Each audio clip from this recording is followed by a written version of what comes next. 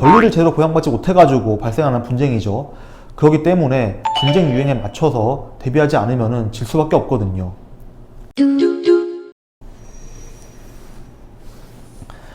안녕하세요. 부동산 임대차를 전문으로 연구하는 최석호 변호사입니다. 주택 임대차 분쟁 같은 경우에는 계약, 이사, 입주생활 등 정말 다양한 분쟁 원인들이 존재하는데 결국 임대인과 임차인 사이의 이견으로 인해서 분쟁이 발생한다는 공통점이 있죠. 그만큼 그 원인, 유형에 맞춘 해결 방법을 잘 찾는 게 매우 중요하거든요. 이러한 내용에 대해서 핵심만 설명해 드릴 테니 끝까지 시청해 주세요. 명도소송, 임대차 보증금 반환 소송, 임대차 목적물 반환 청구 소송, 손해배상 청구 소송, 갱신 및 종료에 관한 분쟁, 이렇게 5가지에 대해서 설명드려 보겠습니다. 우선 가장 많이 발생하는 유형인 임대차 보증금 반환 소송에 대해서 알아보자면은, 임대차 보증금 반환 소송이라고 함은 임대차 기간이 만료되었는데도 임대인이 임차인에게 보증금을 돌려주지 않는 경우를 말하죠. 쉽게 설명하자면은 부동산을 계약할 때 임차인은 임대인에게 보증금을 지급하죠.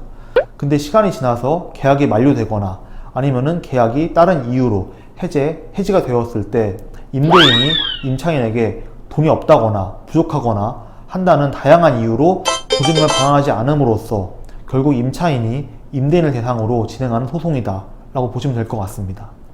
이 소송을 진행하고 이기기 위해서는 3가지를 증명해야 되는데, 임대차 계약 체결 사실, 임대차 보증금 지급 사실, 그리고 임대차 계약 종료가 되었다는 사실, 이 3가지를 증명하시면 되겠습니다.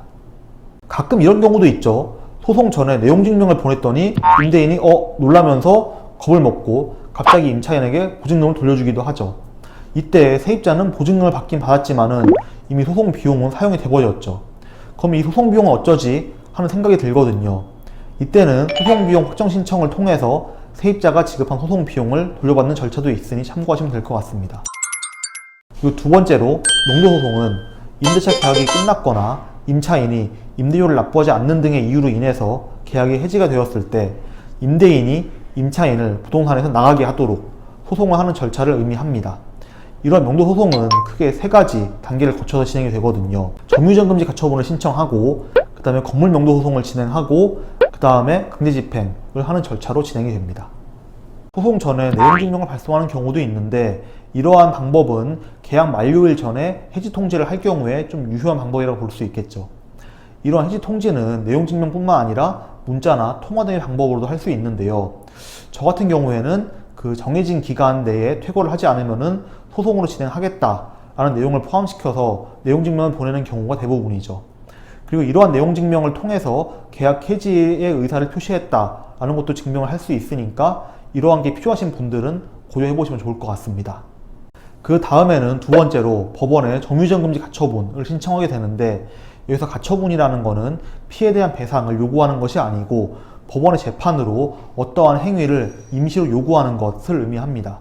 그래서 부동산 점유이전금지 가처분이라는 것은 강제집행이 되기 전까지 해당 부동산에 관한 점유를 타인에게 이전하지 못하게 하는 것이라고 이해하시면 되겠습니다.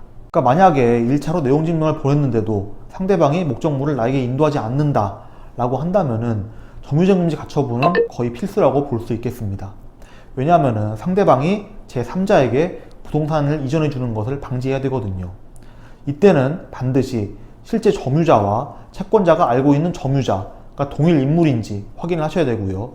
가처분 절차에서는 가처분 고시까지 맞춰야 효력이 발생을 하기 때문에 이러한 고시가 발생하는지 또한 확인하는 것이 중요합니다. 가처분 신청이 집행까지 이루어지게 될 경우에는 명도소송을 시작하시면 되고, 등기부 등본이나 건축물 관리대장, 임대차 계약서 등 건물의 점유권을 인정할 수 있는 서류들을 준비하시면 되겠습니다. 그 소송 종료 후 마지막으로 집행관 사무소에서 그 현장을 방문하게 되거든요. 점유자를 만나서 강제집행 신청 접수했으니까 퇴거하세요 라고 먼저 계고를 하는데, 그럼에도 불구하고 그 상대방이 퇴거를 하지 않는다 라고 하면은 강제집행이 본격적으로 착수를 하게 되겠죠. 강제집행은 결정문을 받은 날부터 2주 이내에 완료가 되어야 된다는 점도 알아두시면 좋을 것 같습니다. 이렇게 2가지 유형만 알아봤는데도 절차도 많고 많이 복잡하다라고 느끼실 수 있을 것 같습니다. 물론 어려운 내용이긴 하지만은 앞서 설명드린 것처럼 핵심만 잘 알아둔다면은 유사한 상황이 벌어졌을 때 당황하지 않고 어떻게 대처해야 할지 알 수 있겠죠. 다음 편에서 나머지 유형 3가지에 대해서도 설명을 드리겠습니다. 부동산 임대차에 대해 명확한 정보가 필요하시다면 부동산 임대차를 전문으로 다루는 유튜브 채널 영특한 최변으로 찾아와 주세요. 그럼 다음 편에서 뵙겠습니다.